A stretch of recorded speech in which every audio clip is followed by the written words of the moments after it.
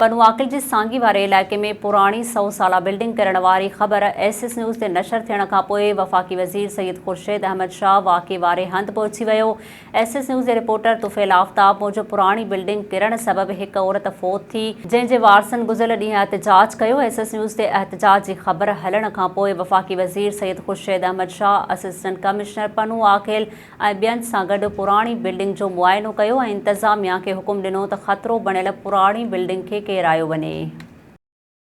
ठरी मीरवा वेझो relief camp ते वेठल ॻोठ सेरीअ जे रहवासियुनि DC ख़ैरपुर ऐं ॿियनि ख़िलाफ़ एहतजाजी मुज़ाहिरो कयो। SS न्यूज़ जे रिपोर्टर नबी बख्श उॼण मूजिब आबिद हुसैन सोलंगी, उस्ताद शेर सोलंगी ऐं ॿियनि DC ख़ैरपुर AC मीरवा ऐं मुख़्तियारकार मीरवा ख़िलाफ़ एहतजाजी मुज़ाहिरो कयो।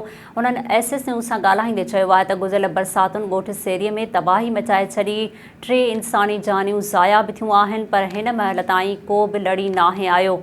हुननि जो चवणु हो त संदन ॻोठ में 12 फुट पाणी बीठल आहे, शहरी रस्ता बि कटियल आहिनि। हिन वक़्तु खाधे पीते जी का बि शइ न आहे। असांजा बचा बुखूं काटे रहिया आहिनि, मदद कई वञे।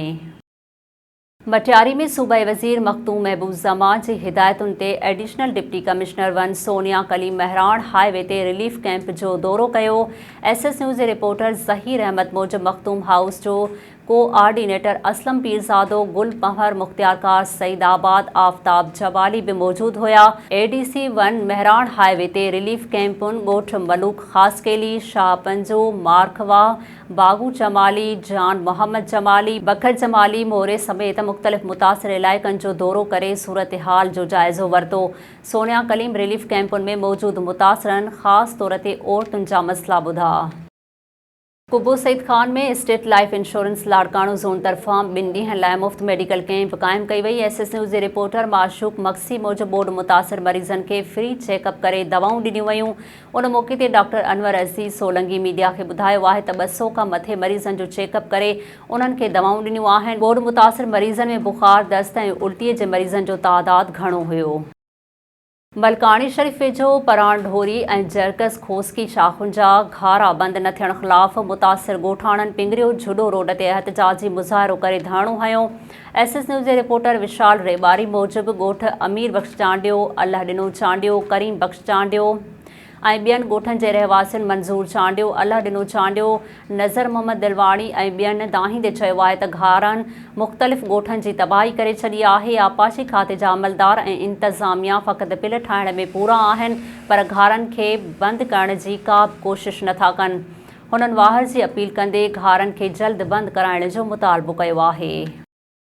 ख़ैरपुर में पुलिस एहलकार जो ख़ानदान ऐं सेक्शन पुलिस खां इंसाफ़ न मिलण ते पुलिस खां मायूस थी इंसाफ़ लाइ प्रेस क्लब पहुची वियो। SS न्यूज़ जे रिपोर्टर मोहसिन भट्टी मूजिब पुलिस एहलकार अशरफ शर पंहिंजी ज़ाल मस्बात यास्मीन, न्याणियुनि उरूज ऐं परवीन सां गॾिजी प्रेस क्लब आॾो एहतजाज कंदे चयो आहे त जवाबदार अयाज़ अली शर, जेको SSP ऑफिस में शीट क्लार्क आहे, उन जी चुर्च ते जवाबदार दानियाल शर, अदनान शर ऐं 10 खां वधीक हथियारबंद जवाबदारनि घर ते हमिलो करे फायरिंग कई ऐं तशद्दुद जो निशानो बणाए घर मां फुर लुट करण बाद जवाबदार फ़रार थी विया आहिनि। हुननि जो चवणु हो त इतला करण बावजूदि पुलिस बाअसर जवाबदारनि ख़िलाफ़ को बि क़दम नथी खणे।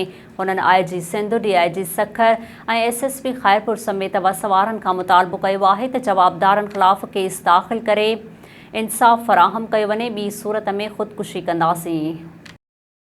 बुलड़ी शाह करीम लक मुलाकातियार में बरसात सबब सवें घर ड्रही पट मुतासिर खुलियल आसमान हेठि बेयारो मददगार वेठल आहिनि। SS न्यूज़ जे रिपोर्टर राजा करीम कल्होड़ो मूजिब ॻोठ अस्कर आबाद ऐं ॻोठ खमीसो जिझी में सवें ग़रीब मिसकीन माण्हुनि जा पका तोड़ी कखावां घर ड्रही पट पइजी विया। मुतासिरनि चयो आहे त हू बेयारो मददगार बणियल आहिनि, बचा बुखूं काटण ते मजबूर आहिनि, पर केर बि लड़ी नाहे आयो। गढ़ीअसन वेझो ॻोठ हाजी मोहम्मद शरीफ़ कटोहर जे मुतासिर ॻोठाणनि राशन ऐं ख़ैमा न मिलण ख़िलाफ़ एहतजाज कयो। SS न्यूज़ जे रिपोर्टर ज़ाहिद कंटराणी मूजिब ॻोठ मोहम्मद शरीफ़ कटोहर जे रहवासियुनि तरफ़ां आरिफ अली कटोहर, इमाम बख्श फाइक अली ऐं ॿियनि जी अॻवाणी में बरसाती पाणी नेकाल न थियण ऐं वाहर न थियण ख़िलाफ़ एहतजाज कयो वियो। हुननि जो चवणु हो त संदन मुख़्तियारकार ठुल ऐं DC जेकबाबाद समेत कंहिं बि ऑफिसर सार नाहे लधी। हितां जे चूंडियल MPA असलम ख़ान अबड़ो मनपसंद माण्हुनि खे राशन ऐं ख़ैमा विरहाए रहियो आहे। हुननि सिंध हुकूमत ऐं वसवारनि खां मुतालबो कंदे वाहर जी अपील कई आहे। नाज़रीन वधीक ख़बरुनि ऐं अपडेट्स जे लाइ ॾिसंदा रहो SS न्यूज़ वेब चैनल। असांजे चैनल खे लाइक ऐं सब्सक्राइब करणु न विसारींदा।